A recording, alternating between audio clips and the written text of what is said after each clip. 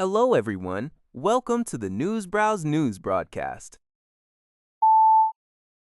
CNBC reports that Foundation Future Industries, a San Francisco-based robotics startup with ties to the Trump family, is actively developing and testing dual-use autonomous humanoid robots for demanding industrial environments and military applications. Early models, known as Phantom Mk1 units, are currently undergoing trials in Ukraine, focusing on logistics in hazardous combat zones. The company plans an ambitious scale-up, aiming to produce thousands of advanced Phantom 2 units this year, which boast superhuman abilities and double the payload capacity. CEO Sanket Pathak envisions these robots deployed with the U.S. military on front lines within 12 to 18 months. This initiative has drawn scrutiny, particularly due to the involvement of Eric Trump as a chief strategy advisor, with Senator Elizabeth Warren alleging corruption in plain sight. Foundation emphasizes its alignment with U.S. geopolitical interests, aiming to surpass Chinese robotics capabilities. While proponents highlight humanoids' potential in urban combat, experts question their practicality and cost-effectiveness compared to other robotic systems. Regardless, the article concludes that the era of AI robots in warfare is rapidly approaching, though the form they will take remains a subject of debate.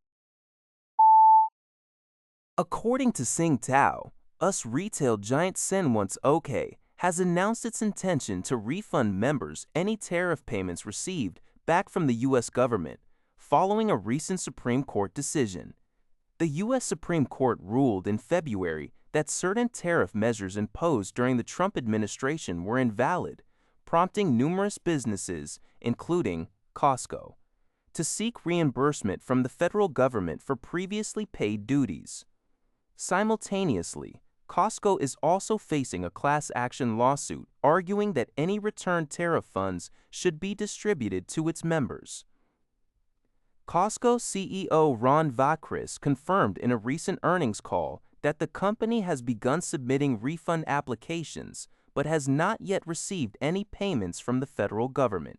He clarified that Costco's plan is to return the portion of tariffs passed on to members, though the exact amount and timing of these refunds remain uncertain, depending on the government's actions and the progression of ongoing lawsuits. Despite these legal and financial complexities, Costco reported a strong financial quarter, with net sales reaching 69.15 billion pesos per ounce, an increase of over 11% year-over-year.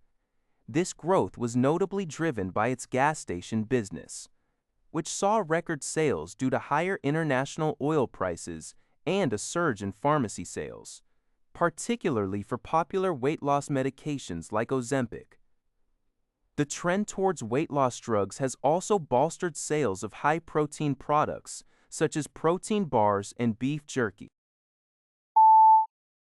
According to Lanha Zappo, Vietnamese President Lam emphasized that a robust relationship between Vietnam and China is beneficial for regional peace and security, while also highlighting the importance of Vietnam's ties with the United States.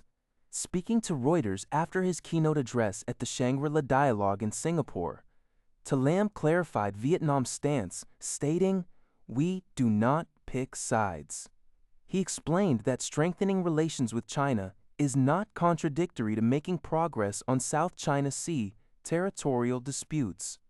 Lam believes all disagreements can be resolved through good relations and dialogue, asserting that maintaining strong ties with China and upholding national sovereignty in the East Sea, South China Sea, are mutually reinforcing rather than mutually exclusive. Describing U.S.-China competition as an objective reality, President Lam reiterated Vietnam's long-standing bamboo diplomacy, which avoids approaching relations with major powers from a security perspective. He stressed that Vietnam's leadership is committed to its ambitious growth targets, aiming for high-income developed nation status by 2045, and confirmed that these core objectives will not be lowered despite global challenges like the Iran crisis.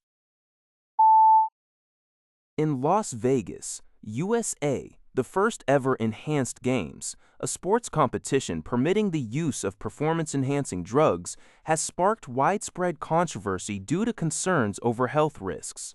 During the event, a swimmer reportedly surpassed a world record in the men's 50-meter freestyle with a time of 20.81 seconds. Out of 42 participants, 29 were former Olympians, including 36-year-old weightlifter Wesley Kitts, who competed in the Tokyo and Paris Olympics. Kitts explained his participation was motivated by the allure of breaking world records and substantial financial rewards, stating he could earn more in one competition than in 20 years representing the USA. He expressed initial health concerns, but was reassured by the event's claims of thorough medical monitoring, including extensive pre- and post-competition blood and organ tests. However, Kitts ultimately failed to break a world record. Both the International Olympic Committee, IOC, and the World Anti-Doping Agency, WADA, have strongly condemned the enhanced games, calling it extremely irresponsible and immoral, and warning of serious long-term health risks and even death. Experts also voiced concerns about the long-term health effects and the potential for the public to mistakenly believe such drug use is safe. The enhanced games are scheduled to be held again next year, indicating continued debate. This report is from Italy SD bar NNN. South Korean police have successfully dismantled a sophisticated cross-border drug smuggling operation, as reported by Sing Tao. Authorities in Gyeonggi Province uncovered 108 grams of methamphetamine, commonly known as ice, deliberately buried in the soil of a local park and hidden in lockers. This quantity is sufficient for an estimated 3,600 individual uses, highlighting the significant scale of the bust. Police arrested 8 suspects involved in the ring, including the primary culprit responsible for smuggling the illicit drugs into South Korea from Thailand. Investigations revealed that the group maintained a clear division of labor, with the main perpetrator handling international smuggling and 7 accomplices managing distribution and concealment within the country. The network had been active for approximately 2 months, employing discreet methods such as underground caches and public lockers to evade detection. Law enforcement officials utilized surveillance footage, meticulous tracking, and extended stakeouts to identify and apprehend the suspects, underscoring their commitment to combating drug crime and fostering a safer, drug-free society. That's all for this video. Thank you for watching. See you in the next video.